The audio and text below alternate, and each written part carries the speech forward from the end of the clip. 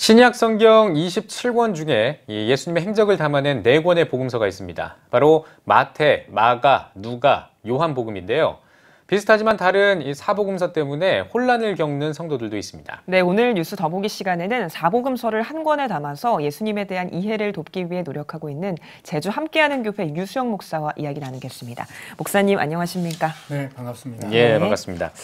자, 목사님과 이야기를 나누기 전에 목사님의 이력이 좀 특이하다고 들었습니다. 디자이너를 하시다가 목회를 하게 되셨다고요? 그렇죠. 중고등학교 때부터 미술부를 했고요. 예. 그래서 대학은 당연히 이제 디자인, 시각 디자인과를 다녔고, 예.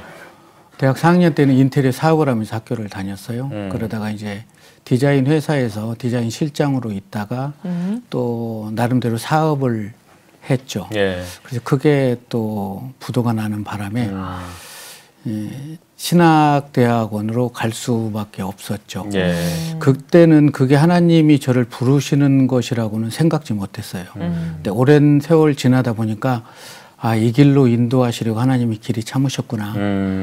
이런 생각을 해봅니다. 네. 예. 본격적으로 이제 목사님이 하고 계신 사역에 대한 이야기를 할 텐데요. 교회 개척이 정말 쉽지 않은 일인데요. 제주도에서 개척을 하시고 또 말씀 사역에 집중해 오고 계신다고 들었거든요. 어떻게 그렇게 하시게 된 건가요? 네, 제가 대학원을 졸업하고 그때부터 계속 성경을 연구해서 대학원에서 또 대학원생들을 성경을 가르쳤어요. 졸업하고. 그리고 한 교회에서 9년간 사역을 하면서 세미나 강사로도 하기도 했고, 그런데 9년 정도 되니까 하나님이 또 나누시더라고요. 때가 찼나 봐요. 예. 한 번도 개척을 생각해 보지 않았어요. 평생 그 교회에서 섬겨야 되겠다 이렇게 했는데 저는 살아오면서 제 뜻대로 된 적이 한 번도 없는 것 같아요. 그래서 제주도에 가서 개척을 하게 됐죠. 네. 예, 그렇군요. 자, 이번에는 이 사복음서를 담은 예수라 하라 이 책에 대해서 좀 이야기를 나누고 싶은데요. 사실 이 사복음서가 비슷한 이 내용을 각기 다른 시점으로 서술을 했기 때문에 이거 마태복음에서 본 것 같은데 뭐 마가복음에도 있고 뭐 누가복음에도 있고 약간 이래서 어려워하는 성도님들도 있는데요. 이런 분들을 위해서 이 책을 발간하셨다고 들었습니다. 이거 어떤 책입니까? 네, 그렇죠. 복음서는 오늘뿐만이 아니라 지난 2000년의 시간을 거슬러 올라가도 가장 많이 읽혀졌던 책이 복음서라고 생각을 해요. 예. 그만큼 복음서에 대해서 연구한 책들이 참 많죠. 이 복음은 2000년이란 지금에도 우리에게 많은 울림으로 다가오고 읽다 보면 네. 하나님의 은혜가 부어지는 게 복음이죠. 네. 그래서 저는 이 책을 통해서 마태, 마가, 누가, 요한을 한 권으로 꿰뚫었으면 참 좋겠다. 그래서 누구나 쉽게 바라볼 수 있는 한 알이 비랄이 땅에 떨어져서 심겨지면 썩고 잎이 나고 꽃이 피고 열매를 맺는 것처럼 네. 예수님이 이 땅에 오셔서 공생의 삶을 사시고 십자가에 죽으시고 부활의 열매를 맺은 다음에 사도행전이 펼쳐지게 되잖아요. 예. 그래서 이 복음 하나면 충분하겠다. 그런데 다들 좀 전에 말씀하셨던 것처럼 마태를 읽으면 마가 같은 입장인데 이것을 순서적으로 연대기로 해서 한 권으로 딱 깨트려서 가장 쉽게 읽으면서 읽게 되면 드라마를 보는 것처럼 아, 그렇구나 해서 나중에 다 읽고 난 다음에는 아, 그분이 예수구나. 라고 한번 글을 쓰고 싶었고 또 그렇게 강의를 하고 싶고 그래서 이 책을 집필하게 됐습니다. 예. 네. 또 말씀 사역을 강조하시면서요. 지역사회를 섬기기 위한 예배도 쭉 이어오셨다고 들었거든요. 이 부분에 대한 말씀도 해주시죠. 신학교 때부터 하나님이 주신 그런 소명이었던 것 같아요. 그래서 제가 신학교에 들어가서 성경을 손에 쥐고 아무리 읽어도 이해가 되지 않는 거예요. 예. 수십 번 읽어도. 그래서 하나님 이 말씀을 좀 깨달아지게 해 주십시오.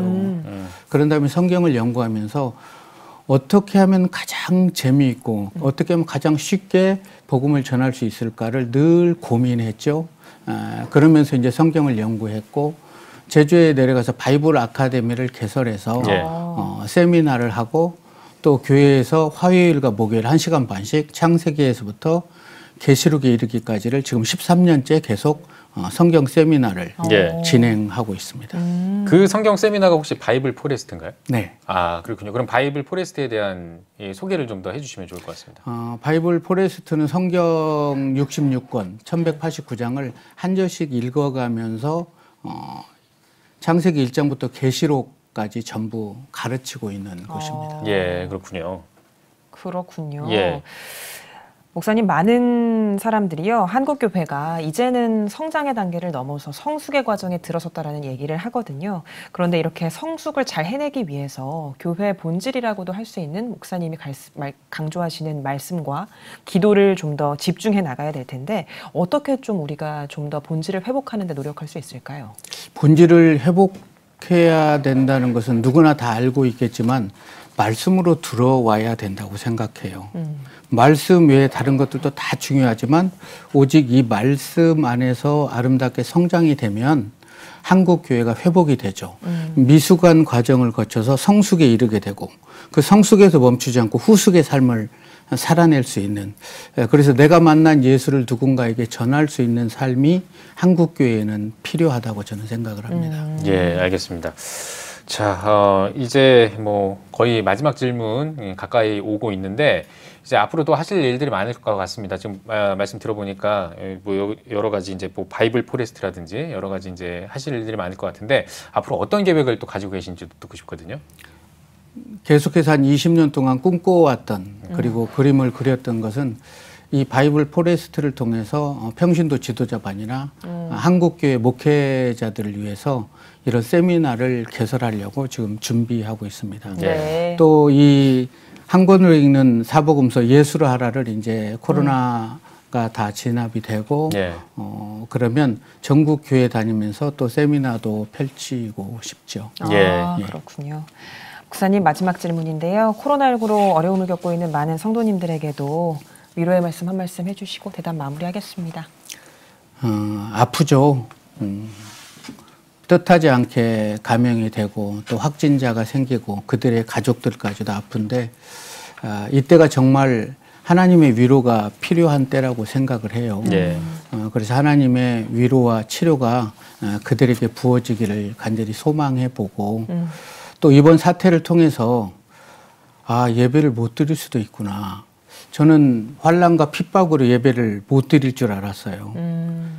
그런데 이런 바이러스 때문에 교회에서 예배를 못 드린다는 게 너무나 마음이 아픈 거예요.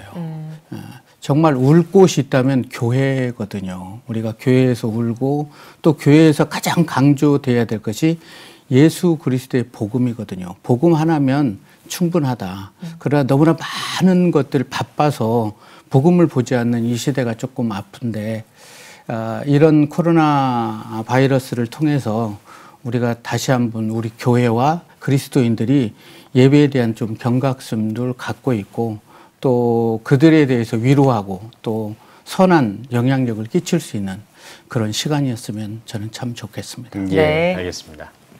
네, 오늘 뉴스 더보기 시간에는 제주 함께하는 교회 유수영 목사와 함께 이야기 나눠봤습니다. 목사님 나와주셔서 고맙습니다. 고맙습니다. 감사합니다.